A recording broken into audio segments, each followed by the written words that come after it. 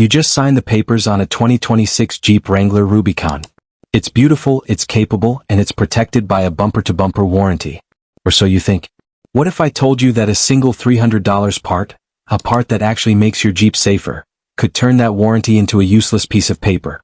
We aren't talking about extreme mods. We aren't talking about superchargers or 40-inch tires.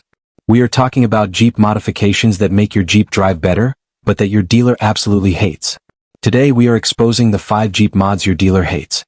These aren't just upgrades. They are corrections for engineering shortcuts Jeep took at the factory.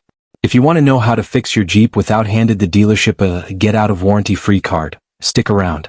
Because number 1 on this list is a part Jeep sells you a lift kit to break, then refuses to fix. Before we hit mod number 5, we have to address the elephant in the service bay, the Magnuson-Moss Warranty Act. Every forum expert will tell you, the dealer can't void your warranty unless they prove the part caused the failure. In theory, that's 100% true. In reality, it's a legal nightmare. When your 8-speed automatic transmission grenades at 12,000 miles, and the dealer sees an aftermarket tuner, they don't have to prove anything to deny the claim at the counter. They simply check a box. Now the burden of proof is on you. You have to hire a lawyer and an independent engineer to fight a multi-billion-dollar corporation. Most people fold. The dealer knows this.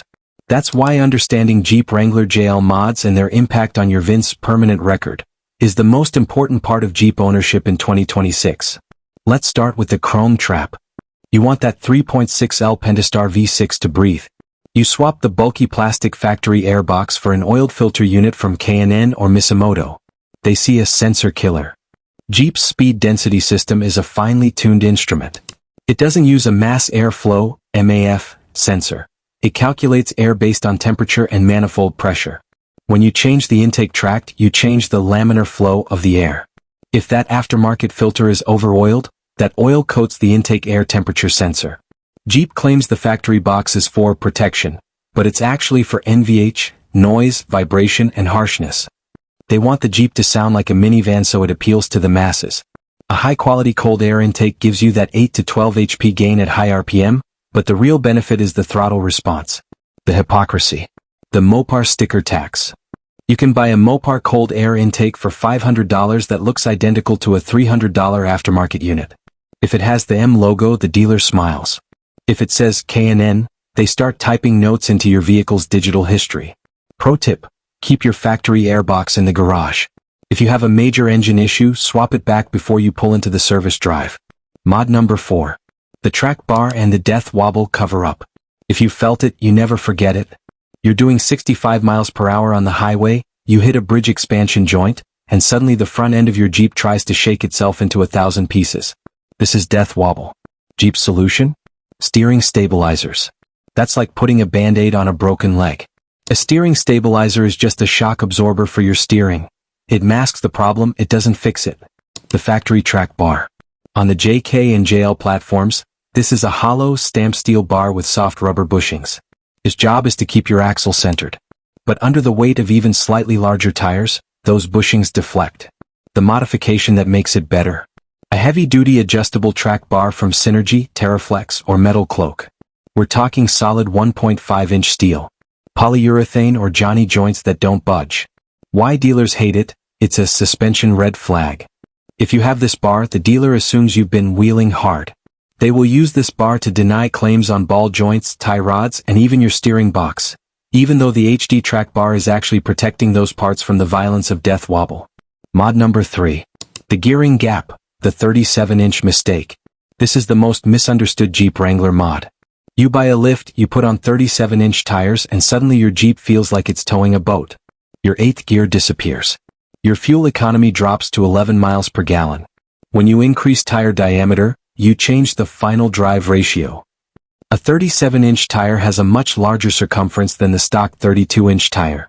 For every rotation of the axle, you're traveling further, which means the engine has to produce significantly more torque to move the vehicle. The fix: regearing to 4.56 or 4.88 ratios. This restores the mechanical advantage. The warranty fight: this is the big one. If you regear, you are opening the differentials. The dealer will instantly black flag your entire powertrain. The irony: Jeep sells Extreme 35 packages with 4.56 gears from the factory. They know the math works. But if you do it to your Sport or Sahara, you're on your own. Mod number 2. The invisible Snitch ECU tuning. Your Jeep's computer, PCM/ECU, is programmed by lawyers and EPA bureaucrats, not enthusiasts. It's designed for soft shifts and lazy throttle. Companies like HP tuners or Superchips unlock the hidden potential. On the 2.0 L Turbo, you can find 50 plus lb-ft of torque just by fixing the boost map. You can recalibrate your speedometer for those 37s so your transmission knows exactly when to shift. Think you can just untune it before going to the dealer? Think again. Modern Jeeps have a flash counter. Every time the computer is rewritten, a digital odometer ticks up. If the dealer sees 5 flashes, but their records only show 2 factory updates, the conversation is over. Your powertrain warranty is dead on arrival. Mod number 1. Adjustable control arms, the geometry fix. This is the king of Jeep mods that make your Jeep drive better. When you lift a Jeep, the axles don't just go down, they swing in an arc because the control arms are fixed lengths. This pulls the axle toward the center of the vehicle. More importantly, it rotates the axle, killing your caster angle. Low caster makes a Jeep feel flighty or darty on the highway. You're constantly corrected the steering just to stay in your lane. The solution? Adjustable control arms. They allow you to push the axle back out and rotate it to the perfect 6-degree caster angle. The dealer conflict. Mopar sells a 2-inch lift kit. Does it come with 8 adjustable control arms? No. It comes with longer fixed arms that sort of fix the problem. When you install high-quality adjustable arms from Metal Cloak or Rock Crawler, the dealer sees a suspension that is no longer to spec. How to be the smart owner. We've covered the Jeep off-road essentials that the dealership treats like contraband. But here is the secret. Documentation is your best weapon. If you install these mods, keep the receipts. Use a shop that offers its own warranty. And most importantly, find a mod-friendly dealer. They do exist. Look for dealerships that sell pre-lifted Jeeps on their lot. They are far more likely to understand that an HD track bar is a safety upgrade, not a warranty killer. If you want your Jeep to last 200,000 miles, you have to fix the mistakes Jeep made at the factory. Don't let the fear of a service manager keep you from driving the best version of your Wrangler.